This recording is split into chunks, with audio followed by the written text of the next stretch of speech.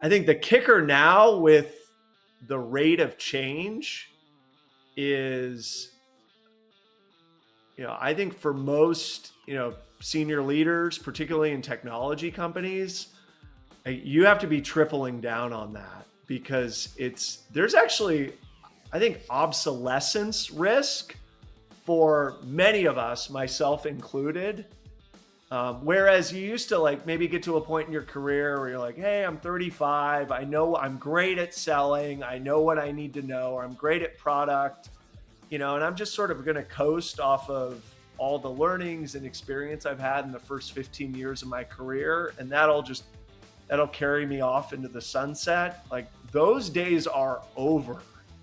And if you're not partially, mostly, or fully reinventing how you work every year, you're going to be left behind in, I think for many people, it's going to be a pretty harsh separation between those who are keeping up with that learning curve and those who suddenly look like dinosaurs. Welcome to Next In. It's been a while. We haven't seen you guys in a while.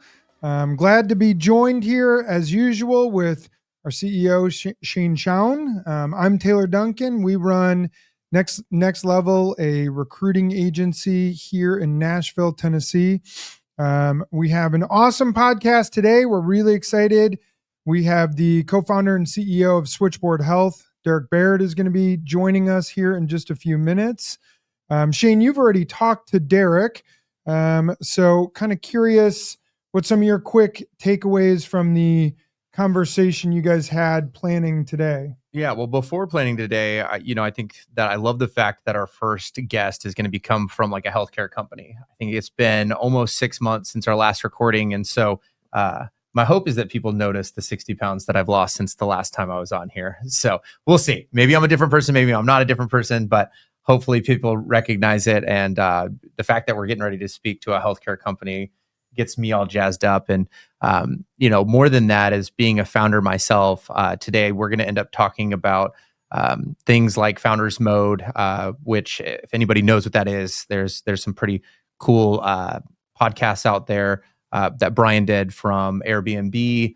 There's some articles out there about it, but we're going to be talking about the difference between manager mode, founders mode, and that's something that I'm pretty jazzed up to talk to Derek about today, as well as some of his story. How did he get to where he was today, and some of the challenges that he faced? And I'm really excited to talk to Derek and learn more about his story today. How'd you lose your weight? Honestly, consistency, eating food that does not include gluten. And I guess I gave up alcohol for a bit. So I think people like me a little bit better now. So I do. No more alcohol. All right. Well, congratulations on the humble brag, letting everyone know that you lost weight, because if they hadn't noticed, now they do. All right. I just need people to notice. I know. They can't see from the waist down. They're like, no, you're wearing a puffy sweater. So, all right. So we got, again, let's bring him on stage. We have Derek Baird, co-founder, CEO of Switchboard Health. And so thank you, Derek, for joining us. I'll actually just kind of have you give your introduction. Switchboard Health is an amazing company. It just went public not that long ago. You guys recently acquired Kundus Health out of New York, a digital health company out of New York, which is pretty cool. So that was kind of some big news. Glad to have you right after that. So maybe give your introduction, a little bit about your background for the 6.5 to 7 million people listening. All right. Sounds good, guys. Thanks for having me. So short story, Switchboard Health, we're a roughly 3-year-old digital health company, so software company, with a simple mission to connect patients with great specialty care, which is really easy to say and pretty tough to pull off. We'll talk more about that in a bit. And look, I've had a career that's been, I think my wife would call it boring. I would call it focused, which is all I've ever done is worked in healthcare technology, what we now call digital health. Pretty traditional. I grew up in marketing. That took me to product. That brought me to sales. Eventually I had enough gray hairs that they let me run several functions and teams at once. And then Switchboard is my first co-founder and CEO role. So there's been a lot of new, mostly in a good way, over the last 3 years. And yeah, the news went public. Switchboard didn't go public, but the news went public about 10 days ago that we've made our first acquisition, which is really exciting, and brought on some fantastic talent from Conduce and some new AI models that we're really excited to make use of. And again, all in service of helping patients find and be able to be seen by great specialists, which for the 6 million listeners out there, most of them, unfortunately, have probably had challenges as a patient or a parent or a caregiver or the person footing the bill. It's often these specialty care journeys are often really confusing and expensive and surprising, usually in bad ways. And so Switchboard's mission is to make specialty care easy, more affordable, and less surprising.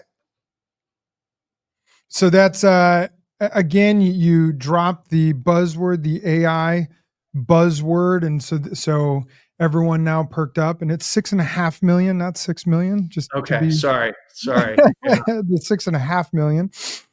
So I know you and Shane talked a lot about, for you, this, like you said, this is your first official co-founder seat. So you've been in founder mode versus manager mode. How do you see those two, I guess, being different? How do you describe those? Yeah, and I'd like to even add to that, where it's just like, this is, like you said, your first time running a business and being a founder. Previously to that, you had run some big organizations. And so you've been able to wear both hats, where it's like founder mode versus manager mode, and truly starting to understand what the difference is there. And so I'm curious what your perspective is that in a moment from like being a founder versus being somebody that was operating within a business, and how that's changed over time. Yeah, I mean, my thinking on that has certainly changed over time. And speaking with a lot of fellow founders and CEOs, we'd been wrestling with many of these issues before, Brian Chesky started talking about it last year, and then Paul Graham put a label on it, which made it a lot easier to talk about, because you could now, put a label on founder mode versus manager mode. And I think there is a tension there, which is, whether you're like I've been, which is leading large teams within larger organizations, or a founder. And Switchboard's, we got about a baker's dozen employees now. There's always been this tension between, you want to hire people and give them agency and give them room to run, and let them have decision rights and the ability to get stuff done without you having to look over their shoulder or stand by their desk every day. And I think there's a lot of reasons why that's great, and it leads to growth and fulfillment and learning for team members. I think Brian's comments were, to put some words in his mouth, I think it was a reflection of the fact that pendulum in many organizations had swung pretty far in one direction, and it led to CEOs or founders or even just, team leaders ending up distanced from the work and distanced from the details.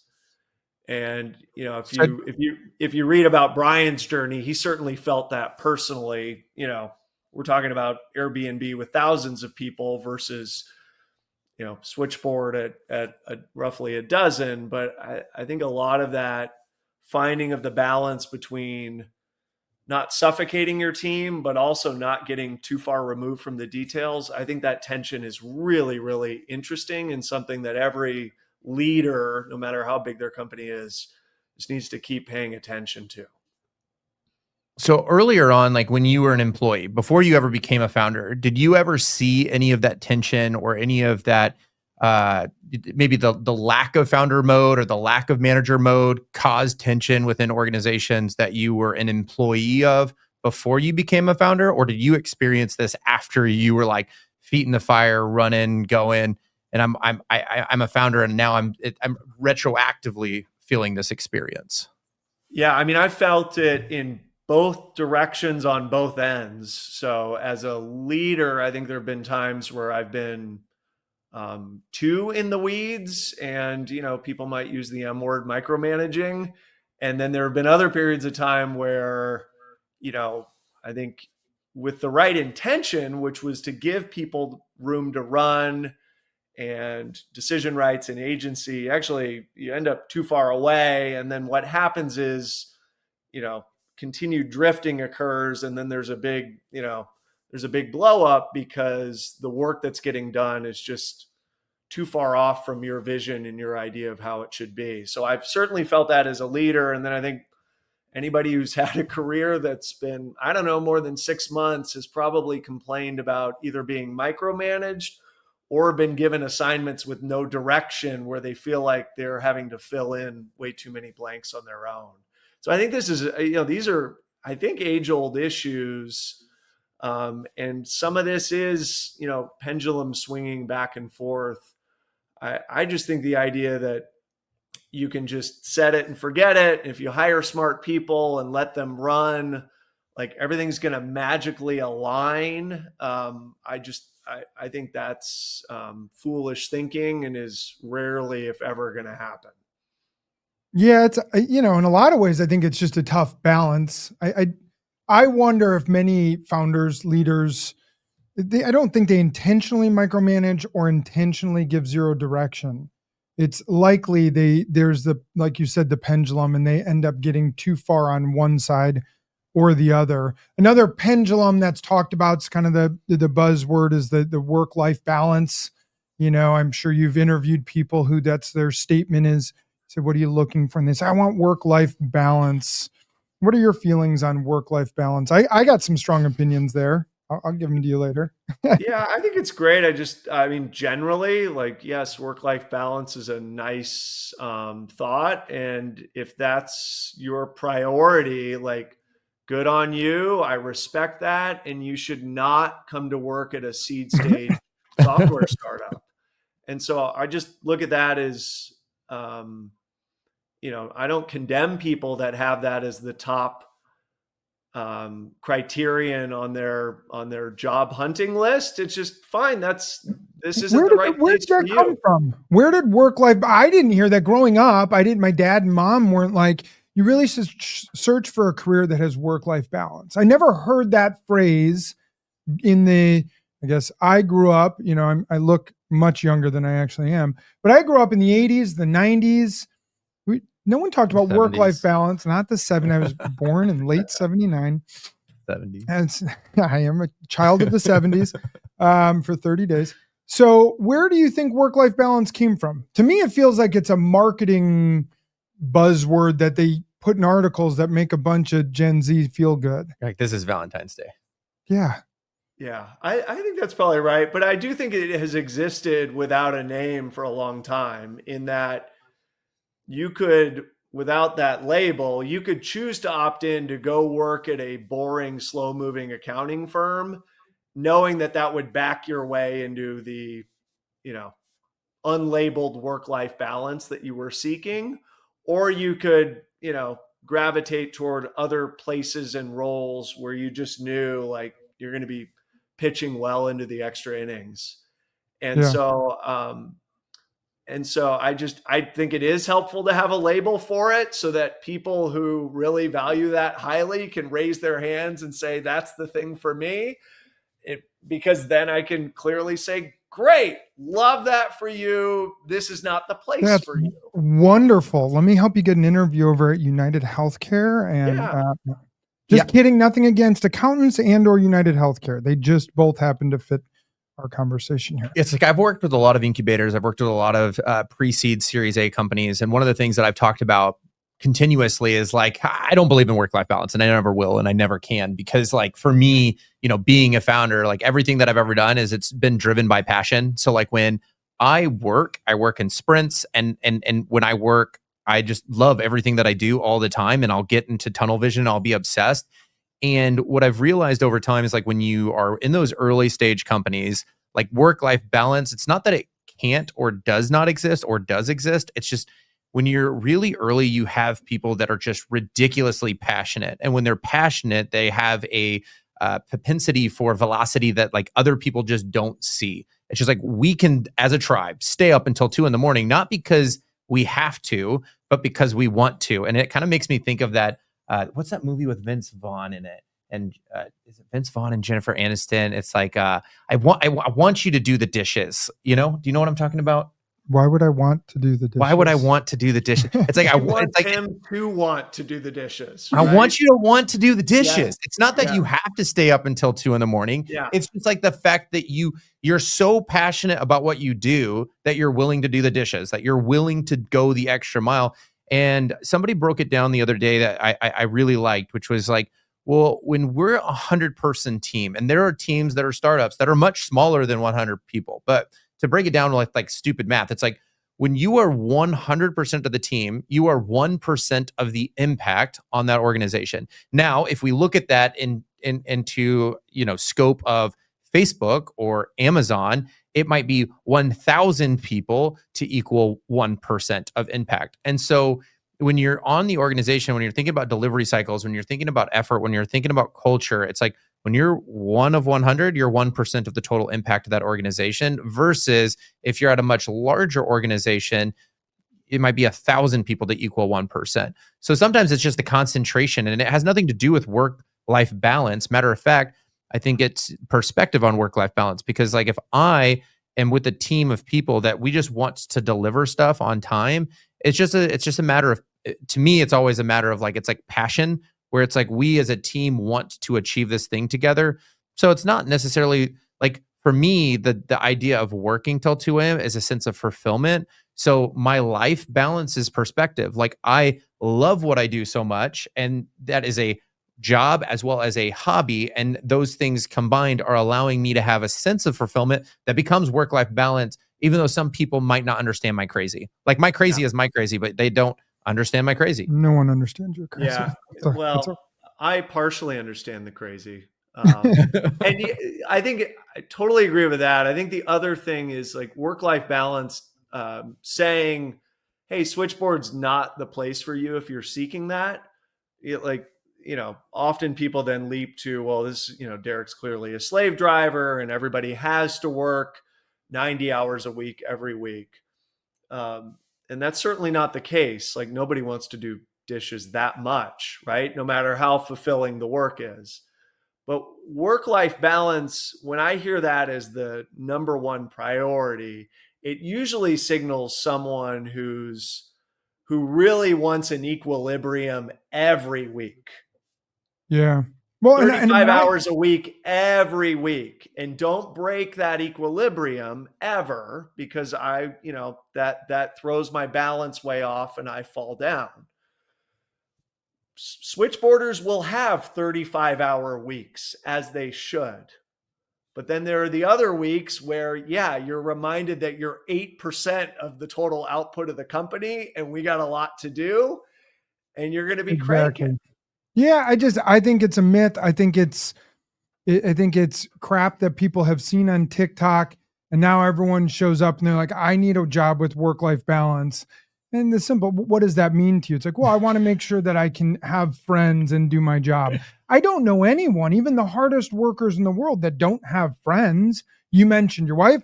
I'm married. I got 5 kids, active at church, work out. Like I do plenty of things, and I work a lot. I don't know. I don't measure it out every day and go, oh my gosh, I worked 8 hours and 7 minutes today. Well, tomorrow I got to cut off the 7 minute. I got to get that back. Right. It's like, and so I just think it's a total myth, but I think it's sort of the same as like, if we think about it, it's just like, can you define what work-life balance means? And I don't think that there's a single person on the planet that could just give you a definition of what work-life balance means. Because if you ask me, it's radically different than if I ask, I don't know, you, Derek, or if I ask, the barista down the street, or I don't know. We're not going to talk about this. This is not what we're going to talk about, but it kind of reminds me of like Charlie Kirk, where it's just like, what is a woman? Give me a definition. And then somebody throws it out there and then it's like a bomb. And it's just like, that is a question that's just going to blow everything up, because like everybody's like, it's a controversial topic. And I'll say, when you're in a startup, when you're like, what is work-life balance? It's like, I don't even get to have that discussion. Not doing it. All right. Podcast going in a very different direction. All right. So Derek, let's go to your origin story a little bit of like how you got to where you're at. I think that's always powerful, especially for the people who are aspiring to get to your place, right? Whether they're on the technology side, they're on the healthcare side. I'm assuming those would be two groupings of people that might want to tune in and go, oh my gosh, how did he get to where he's at? And I think a lot of them are going, I get it, work-life balance. I want to go win. Derek's a winner. How do I get to that place where you can be a CEO and you can be a part of a company that's growing or found a company? So give me a little bit about early stages of your career. What were some very pivotal or inflection point moments in your career that have gotten you to where you're at? Yeah, I mean, a lot of it was luck. So, I also spent Don't believe 51 me. days of my life partying in the 70s. So, just to do that math, I graduated in '02 in Seattle right after the dot-com crash, and with a mediocre GPA and not a lot of offers in hand. Seattle had the highest unemployment in the country at that time. So, I was coming out of UW, a great school, but I didn't have career opportunities falling out of my pocket. And the Okay. luck came in that I went to work for a healthcare technology startup, and grew up in marketing. And that was just a great place with a great CEO, great leadership team, and a great opportunity to do a lot of different things. Can I pause you for a second? Yeah. How'd you make the decision? Like if you, and I know this was like 78 years ago, how did you make that decision that that was the spot you were going to land? Something about your job interview or a friend told you or got you in with, like, how did you decide, hey, that's the place I'm going to start my career at? There are All right. so I'll many give you college kids that have no idea what they're doing right now. They're like, yeah. how do I get anything? Right. Yeah. So let me give you the real story then, or the story behind the story. There we go. So um, the first start of the hustle was internships while in college. Yeah. So Great. getting job experience while still at UW. And I'd done two spanning 3 quarters. I was pretty excited about not having one spring quarter senior year. But I was also broke, and so decided, oh, let me go do this marketing internship. So this is starting in April before I'm graduating in June. And I went to work at this startup part time as a young, dumb college intern, and had never worked at a tech company. I'm not even sure, like, I knew at the time it was a startup. And I just loved it. So I got hooked on tech. I wasn't a computer science major, I was a business major because I failed out of engineering. But I got hooked on tech, and I got hooked on, wow, healthcare is broken. You're 22, you don't have a lot of experiences in the healthcare system. You can sort of tell, like, man, this is a place with a lot of room for improvement. And I just got hooked on the startup vibe. And so when I graduated and they said, hey, do you want to come work here full time? And all the hedge funds had turned me down. It was pretty obvious, like, okay, I'm going to graduate on a Saturday and go to work there and start my proper career there on a Monday. How many of your friends had it? How many of your friends had an internship, and what did your friends say at that time? Because I think that's a common discussion. Is like I see, like we're interviewing people more and more out of college that literally just don't do internships, haven't had internships, and we just got done talking about work-life balance, where they're like, we need work-life balance while in college. Or I need the college experience, which is experience, and work-life it's been balance. so toxic lately, where we don't see a lot of people graduating with internships anymore as much. Yeah. I mean, I would have been, not just because of that internship, but because of the prior two that led to me even getting to the third one. I mean, I would have been 100% unemployed coming out of college in an awful job market for new grads, which is not dissimilar to how things are today. And and I think a big part of why people hired me was because I'd shown the grit and the willingness to take a job nights and weekends and do these internships. Like, it would have knocked me off course from the start if I hadn't applied to 50 internships, the summer after junior year, and, thankfully conned one of the companies into hiring me for $10 an hour. Well, but that's, and that, just so you know, I was setting up a little bit of a trap.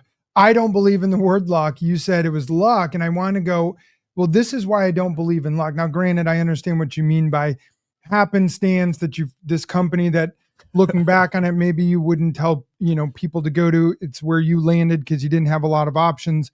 But at the same time, it was what you did in school. It was applying to 50 internships.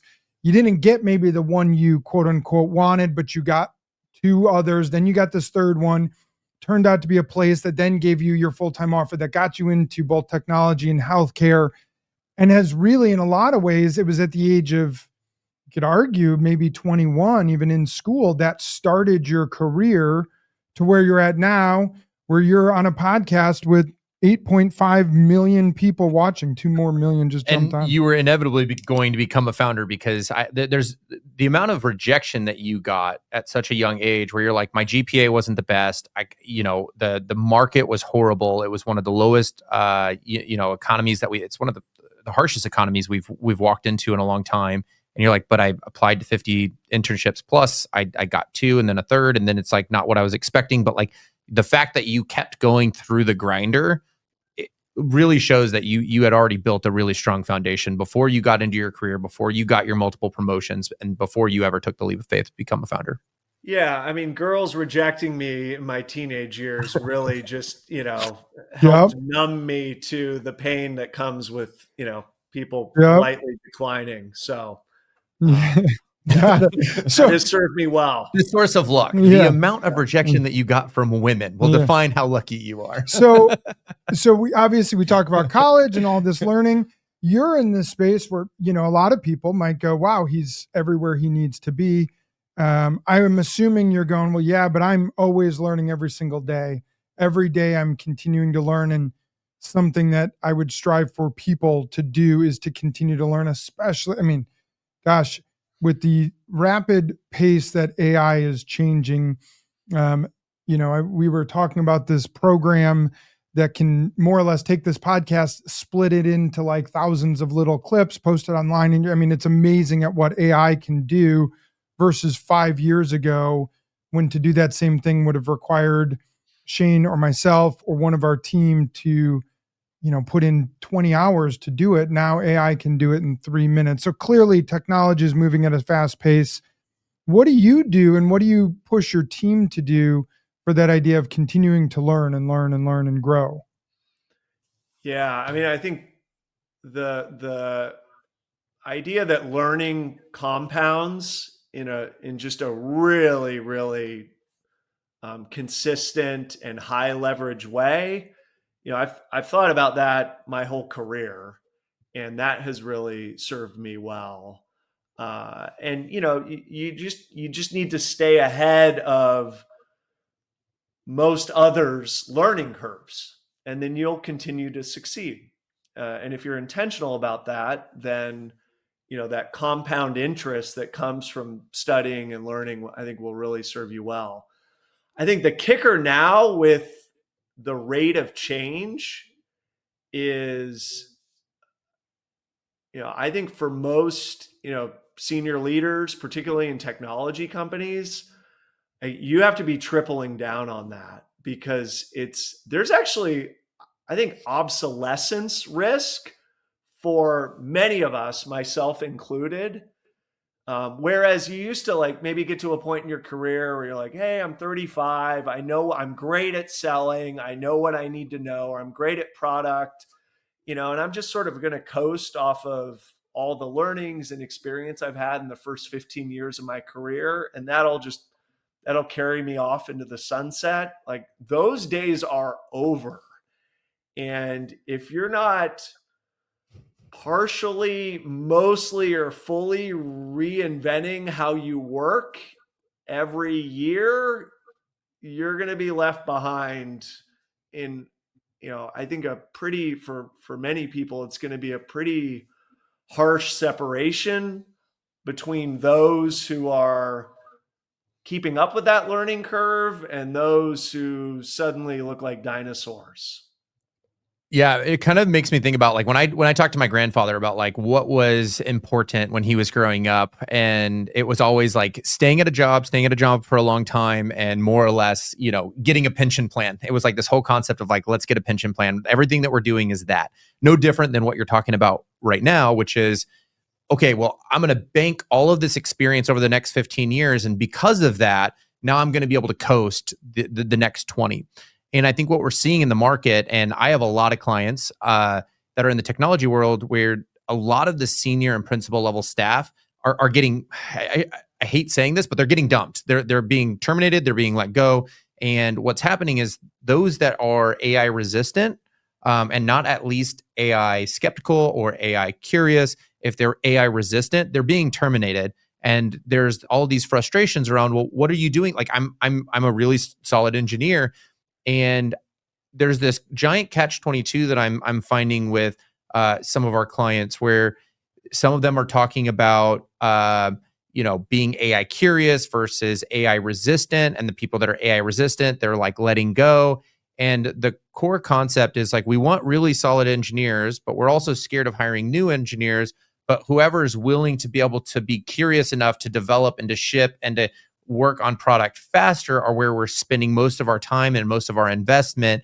And so I'm curious as to, when you're interviewing people nowadays, like, there's obviously going to be this technical fit where it's like, well, I have a deep technical understanding, where, yeah, you've got that person that has the 15 to 20 years of experience, where they've got a lot of investment into their domain, and there's value there. And then you've got like this soft skill fit.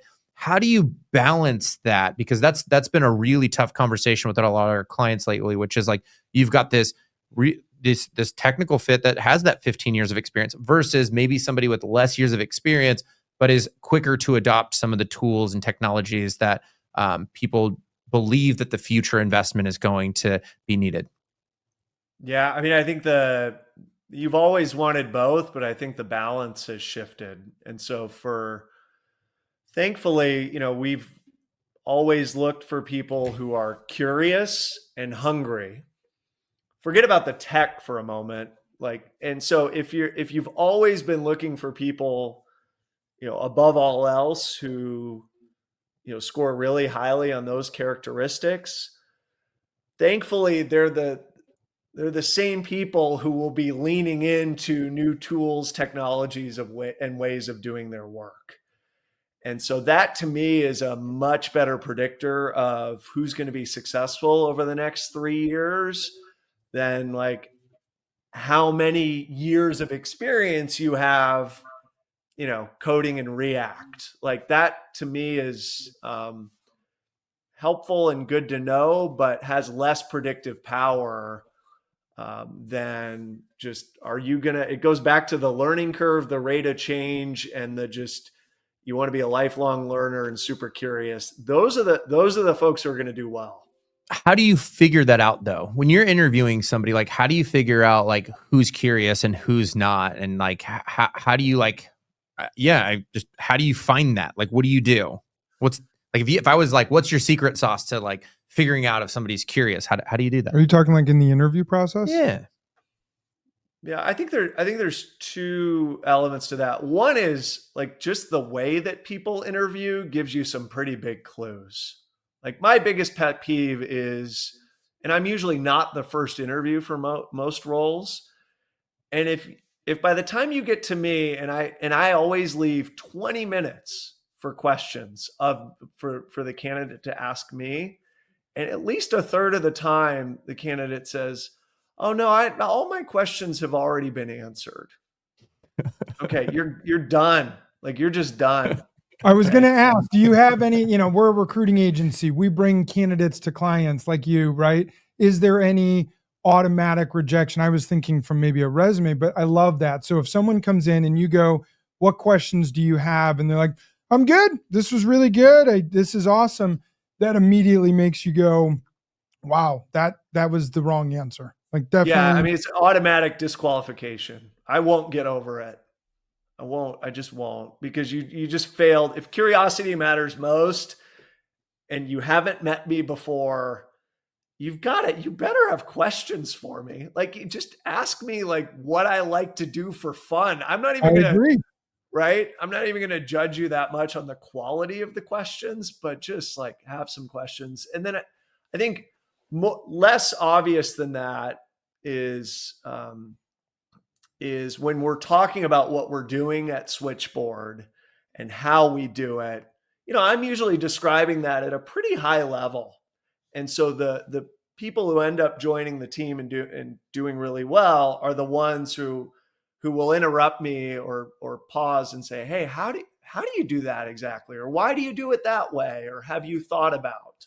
So it's not just the question set at the end.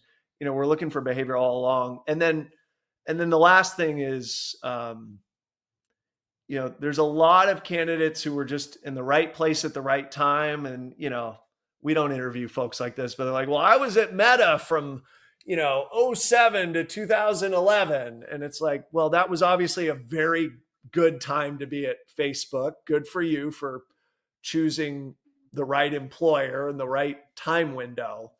But then, really sussing out like, well, not just what your role was there, but like, how much did you contribute to new ideas?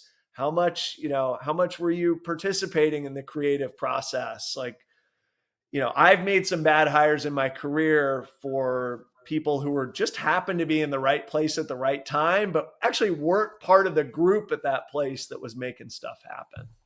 Yeah. Yeah, and I think that that's a really interesting point, and it does make me think of like the founders mode versus manager mode for a hot second. And the reason why I say that is I often find that, let's say hypothetically, I have a candidate that comes in and didn't ask me any questions, and I'm curious your thoughts on this because I deal with hiring teams and I deal with HR teams, and one of the first things that comes out is like, as the founder, and I speak to a lot of founders about this, they go, they didn't ask me any questions, so the answer is no.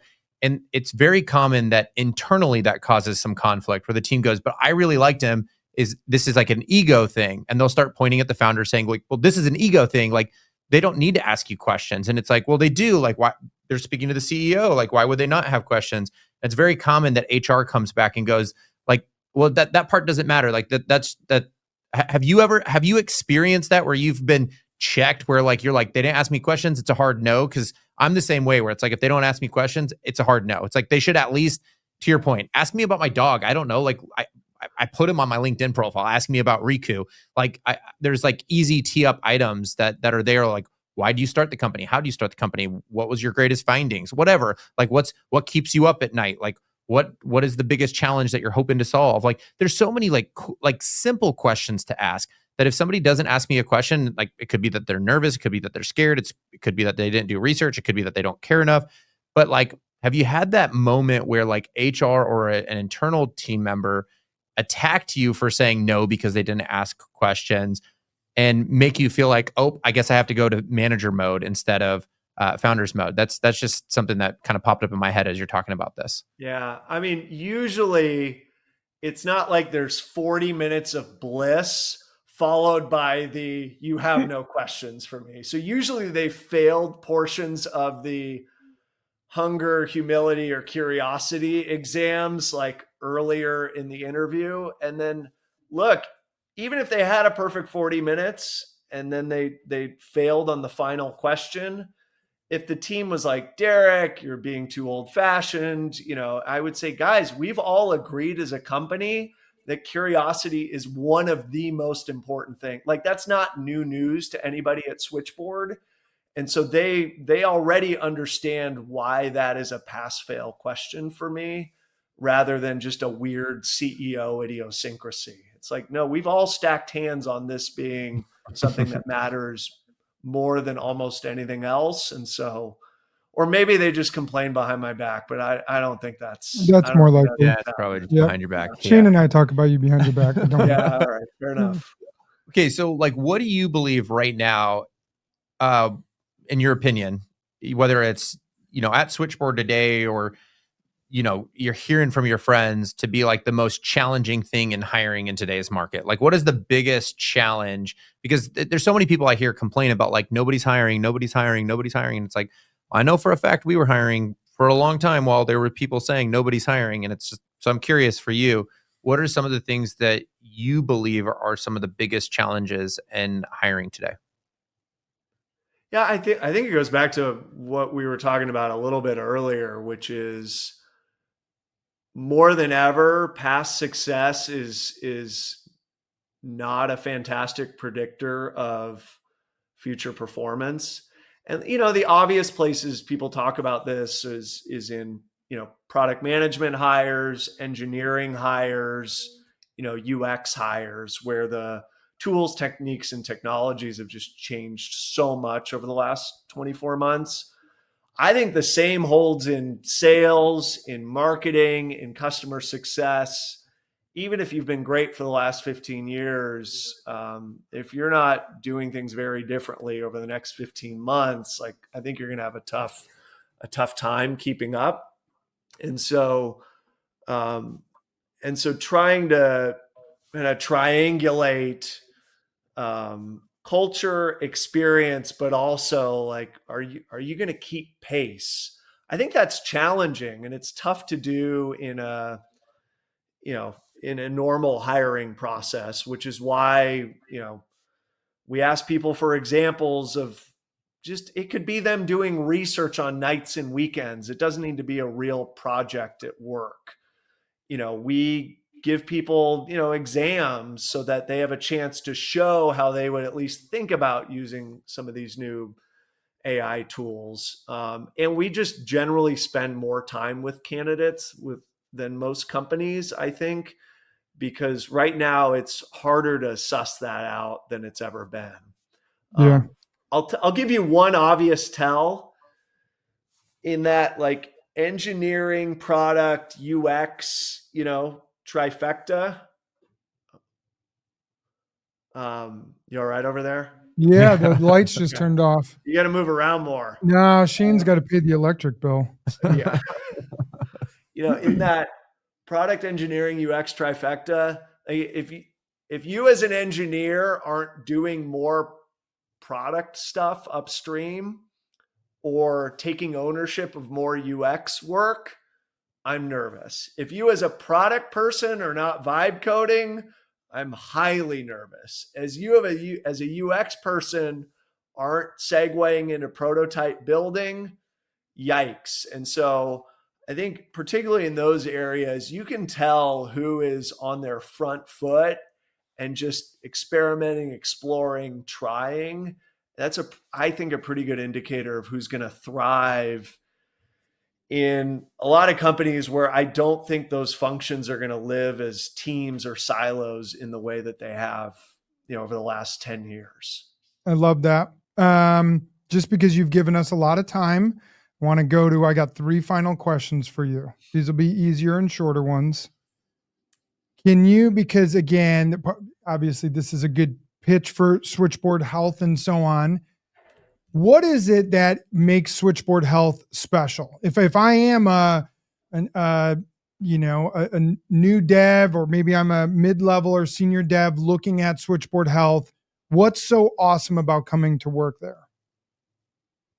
And you're asking me to limit the time on this. There's a lot. So yeah, all right. Go as long as you want. Again, I want you to be able to plug how cool Switchboard Health is. We know it, but again, tell the 9.5 million people watching. Yeah, here we go. So dad, only 3 kids. Taylor, you're much tougher and braver than I am. 3 kids.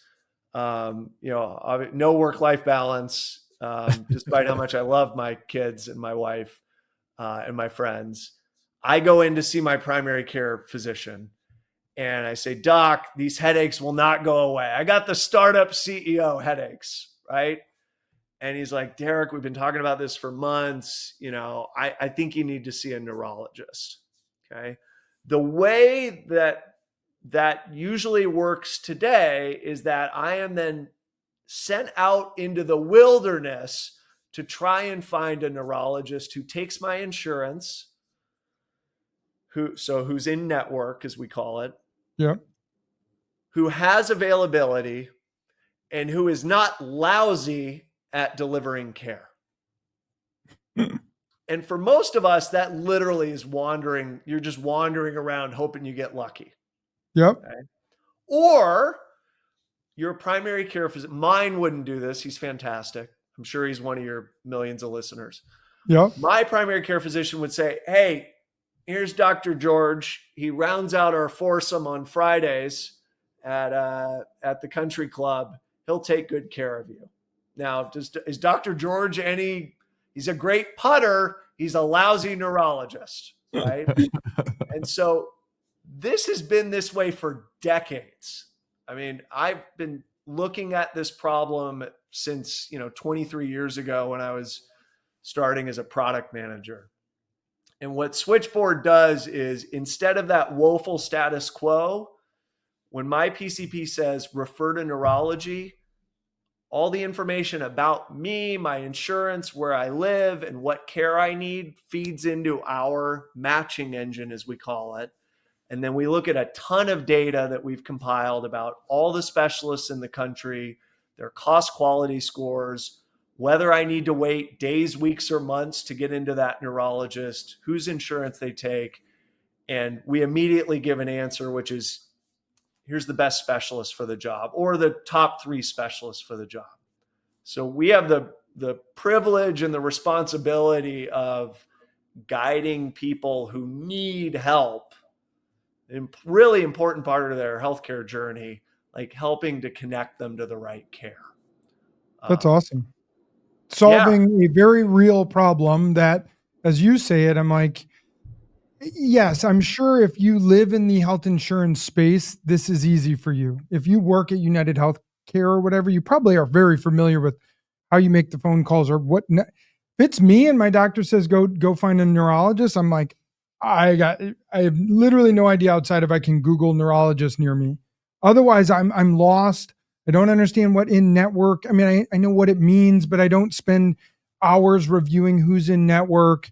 And then to your point, then you call them and they're like, cool, we can see you in August. And I'm like, no, August was like a month and a half ago. And they're like, no, August of 2026. And you're like, oh, that's fantastic. That's great. I'm sure my head won't fall off by then.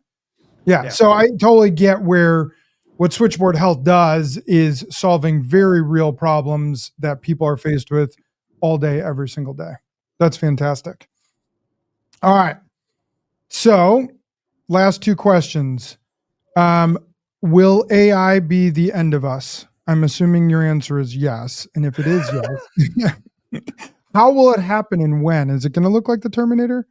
No, there's a fantastic Joe Rogan podcast with a guy who talks about AI. Do you see AI being one of those existential threats eventually, or no? This is just a fun, controversial topic. Yeah, I mean, it's funny. I'm reading the Sam Altman story right now. Okay. So everyone giddy up. We got another hour. He's still at Y Combinator in my reading. So he hasn't yet. I haven't yet gone deep on AGI and when that happens and all the debates about the definition of AGI.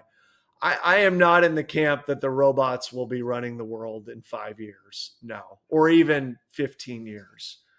I am very bullish on AI to make a lot of things faster, easier, and cheaper. And I do think that's going to cause societal disruption. That, there's going to be some fallout from that.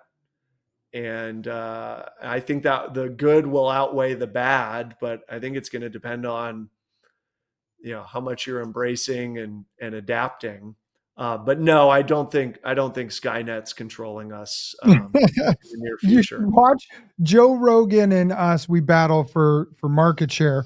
But there's a great podcast with a guy who's, he's a I don't know, AI security expert or whatever. He talks about it, and it's like it's a little bit mind blowing. I probably fall a little bit more in your camp. I can't understand how Skynet's going to take over. Maybe I need to rewatch Terminator. But all right, last one. Speaking of movies, what's your favorite movie and or favorite like guilty pleasure Netflix show you're watching right now or have watched recently?